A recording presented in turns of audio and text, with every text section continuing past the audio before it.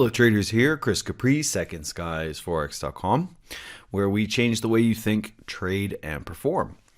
In this next video for your course here, we are going to be giving an introduction to the forex market and talking about the advantages and trading sessions of the FX market.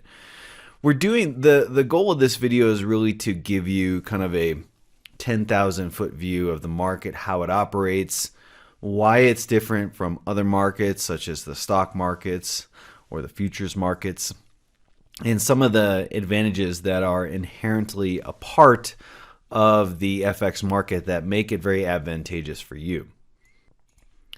So let's jump into this. Okay, so there are many names for the forex market. Sometimes it's just called the FX market, the foreign currency market, foreign exchange currency market, currency market. These are all synonymous for the forex market. So if you see these, don't be confused. They're not different markets. It's just one particular market. Now, many of you don't know this, but there was actually no retail trading before the late 90s. In fact, one of the first brokers to come out was State Street that offered retail forex trading. And the reason being is that forex trading was only done institutionally because to make any sort of money, you had to be trading large quantities of currency to make profit from it. And so what happened is that brokers had realized that this was a market that was not available to retail, and they were able to set up structures to where they could offer a fair amount of leverage so that people were trading currency sizes large enough to make money. So State Street in New York was one of the first, then FXCM became one of the first major retail brokerages out there. And they were actually the 5 people who started FXCM were actually employees of State Street. So FX trading for retail traders is something relatively new. That's why this is still a market that people are learning to invest and to trade and to profit from, because it's still new. Where stocks have been around for over a century, same with commodities, FX trading is somewhat new. So the market is still building in terms of exposure, development, knowledge base, and approach. Now, in terms of size of the market, there is no market that's larger than the FX market. BIS, the Bank of International Settlements, which is like the central bank, it's the central bank for all central banks. They do a report, and in April 2016, they had noted it was $5.1 trillion in transactional flow per day. $5.1 trillion market per day. It's probably now more like 5.4, 5.5. So it's incredibly huge. To put it in perspective, the US stock market is only, 100 plus, a few $100 billion, whereas the forex market is hundreds of times more than that. So, you could take many markets, roll them up, and they still wouldn't have as much. They still wouldn't be the same size as the FX market. So this is a massive advantage to you, which we're going to be explaining a little further. Now, unlike stock exchanges, like say the NASDAQ is a stock exchange that has particular stocks that are traded through that exchange. And that means that if I want to make a trade on a stock in the NASDAQ, I'm going to have to do that through the NASDAQ or an exchange that will trade through the NASDAQ. So that's a centralized market. That means there's one exchange where they kind of house or own or operate the transactional flow that is going through their particular stocks. That's centralized. And the FX market is different. It's decentralized. Why? Because its currencies they're across 160 plus countries, so you can't centralize it through 160 countries. There's no way you could create a structure that would be able to take all the transactional flow from all the countries and centralize it. And so to make it more efficient, they decentralized it across the interbank market. And you don't really need to know this, but the interbank market, there are 2 main large players in the interbank market. That's EBS and Reuters, and they are responsible for the pretty much 90% of all currency flow on the planet. And then they work with the interbank market, which is 12 or 13 of the largest banks who are moving most of the currency. And so they decentralized it because they realized it'd be more efficient for a global presence. And that being decentralized has advantages and disadvantages, which we will talk about later.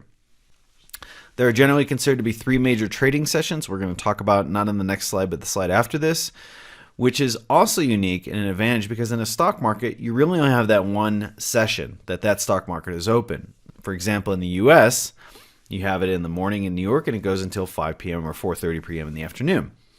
But then it's closed.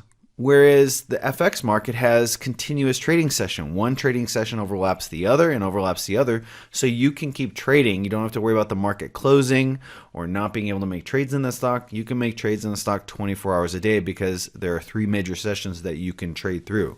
So this is a huge advantage for you as an aspiring trader.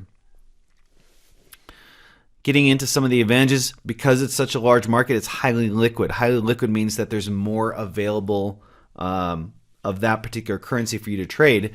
And when you have more availability of a particular instrument that you want to trade, you get better pricing, you have lower spreads, you have also quicker transactions because of that. So this is a massive advantage for you, is the liquidity available in the FX market.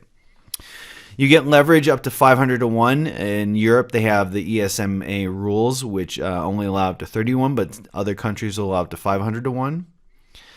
And unlike certain stocks and ETFs, there's certain stocks and ETFs you can only buy, you cannot sell them.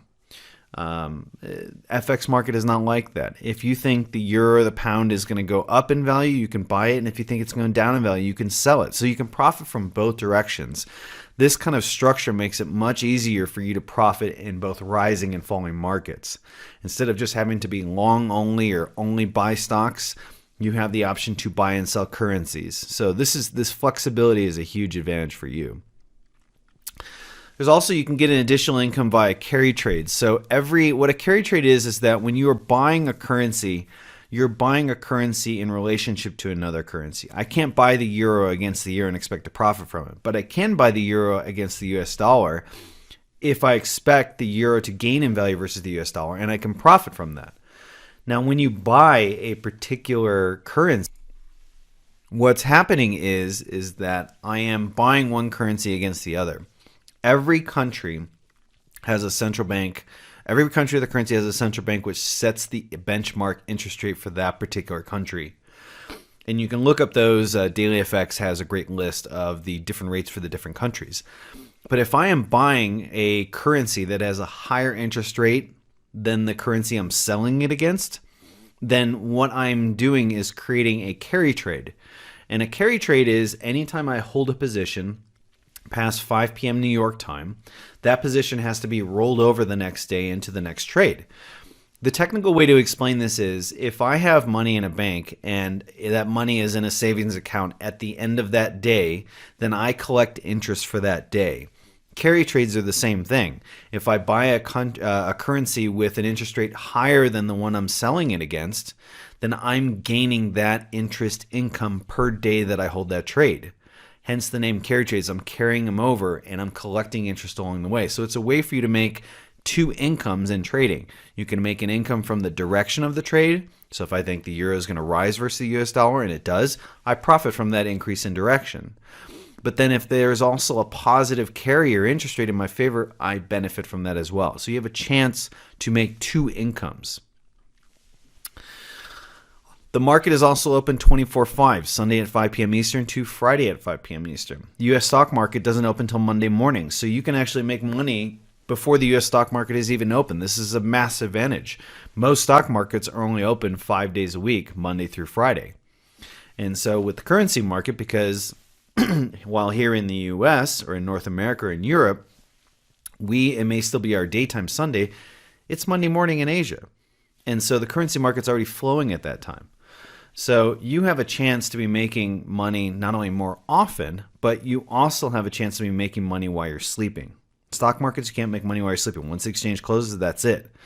But with the FX market, it's open 24 hours a day, so you can make money while you're sleeping. And this is a massive advantage because if I work a job, I'm only making money while I'm at that job or doing the work of that job. I don't make money while I'm sleeping. But with trading, the FX market, you can make money while you're sleeping. If the currency you buy or sell is going in the direction that you speculated that it would, you make a profit from that while the movements are happening while you're sleeping. So huge advantage for you here. Okay, let's talk about trading sessions here. So I said there are 3 major trading sessions. I am going to list 4 here just to kind of give you a little additional information. But I want to talk about the trading sessions and the currencies that are moving more often during those trading sessions. So the first one is New York.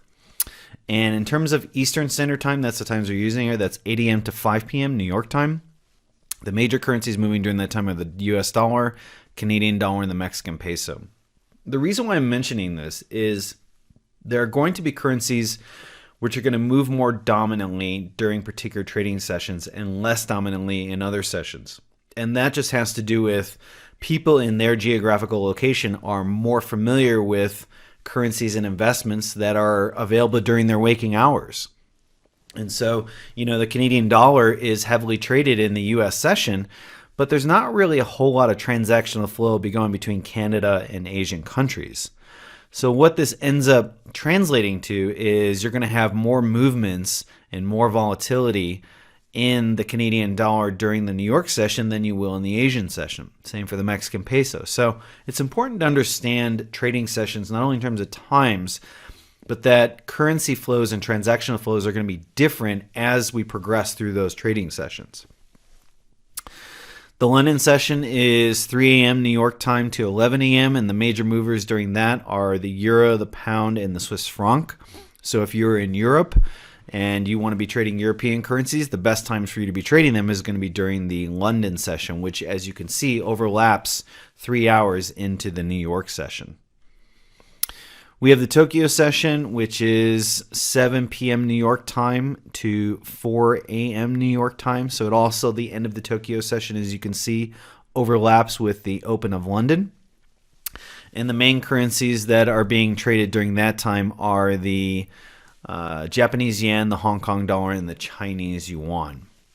Now, even though these are the 3 main sessions, there are, what you would call ancillary markets or ancillary sessions to, say. And Sydney is one of them. The Australian dollar, the New Zealand dollar, and Japanese yen. So you can see that this one opens when New York closes. And so that's the major session right there. If you're trading the Australian dollar or New Zealand dollar, that's when you're going to start seeing the beginning of the flows really pick up for the Australian and Kiwi dollar. So it's important to understand, the main lesson here is just to understand that different currencies become more active or less active depending upon the session that you are in. And that's pretty much it for this video. So I hope it gives you kind of an overview of the FX market, some of the advantages of it versus a stock market or a futures market, which is only open during limited times. The fact that you have 24 hours a day, 5 days a week to trade the currency market. You can make money while you're sleeping. It's a massive advantage. There's greater liquidity, and you have the opportunity to trade at all times of the day, Sunday through Friday. So massive advantages in terms of trading the Forex market. It's important to understand the different trading sessions and really just kind of understand how the Forex market works as a whole. So with that being said, I hope you enjoyed this video, and I will see you in the next video.